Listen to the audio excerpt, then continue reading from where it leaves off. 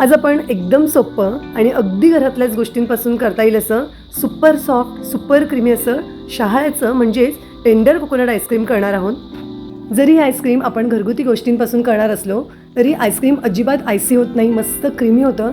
तुम्हाला व्हिडिओत दिसत असेल आईस्क्रीम किती क्रीमी झालेलं आहे ते। अगदी नॅचरल गोष्टींपासून बनवलेलं आईस्क्रीम चवीला खूप म्हणजे खूपच छान लागतं।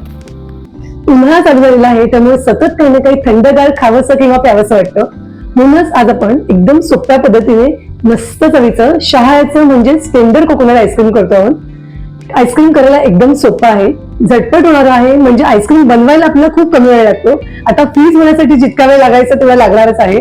अजून एक महत्त्वाची गोष्ट म्हणजे आता मी इथे शहाळ्याचं आईस्क्रीम करते आहे, पण तुम्हाला जर शहाळ्याचं आईस्क्रीम न करता आंब्याचं आईस्क्रीम करायचं आहे, गुलकंदाचं आईस्क्रीम करायचं आहे किंवा तुमच्या कुठल्याही आवडत्या फ्लेवरचं आईस्क्रीम करायचं असेल तर हा सेम बेस तुम्ही वापरू शकता। त्यामुळे उन्हाळ्यात वेगवेगळे आईस्क्रीम करून तुम्ही नक्की खाऊ शकता। आईस्क्रीम करण्यासाठी पाववाटी दुधामध्ये 2 टेबलस्पून कॉर्नफ्लोअर घालून व्यवस्थित ढवळून घेते। गॅसवर मी एक सॉसपॅन ठेवलंय, यामध्ये 1 कपभर म्हणजेच पाव लिटर दूध घालते। यामध्ये 3 टेबलस्पून साखर घालून घेऊया। दुधाला थोडी उकळी येऊ देऊया। दुधाला उकळी आली की आता आपण कॉर्नफ्लोअर घातलेलं जे दूध आहे त्यामध्ये हळूहळू घालूया। दुधामध्ये घालण्याआधी हे व्यवस्थित ढवळून घ्यायचं, कारण वाटीच्या तळाशी कॉर्नफ्लोअर बसतं। जसं असं कॉर्नफ्लोअर शिजेल तसं हे दूध घट्ट होत जाईल। थोडंसं कॉर्नफ्लोअर घातल्यामुळे आईस्क्रीमला छान स्मूथ टेक्स्चर येतं। साधारण 2-1 मिनिट शिजवल्यावर दुधाला छान क्रीमी टेक्स्चर आलेलं आहे। गॅसची फ्लेम बंद केली आहे, थोड्या वेळ गार होऊ देऊया। गार झाल्यावर मिक्सरच्या भांड्यामध्ये मी हे काढते। यामध्येच अर्धी वाटी मिल्क पावडर घातली आहे आणि पाऊण वाटी शहाळ्याची मलाई घातलेली आहे।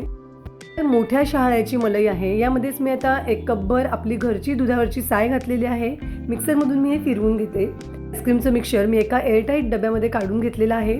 शहाळ्याच्या मलईमधली थोडी मलाई मी बाजूला ठेवली होती, त्याचे असे बारीक बारीक तुकडे करून घेतले आहेत, ते यामध्ये घालते, म्हणजे आईस्क्रीम करताना असे मध्ये मध्ये आले की खूप छान लागतात। याला झाकण लावून आता हे 6 ते 7 तास आपण फ्रीझरमध्ये ठेवून देऊया। 6-7 तास झाल्यावर मी हे फ्रीझरमधून बाहेर काढलं आहे आणि बाहेर काढूनही 2 मिनिट झाले आहेत, म्हणजे थोडं लूज होतं।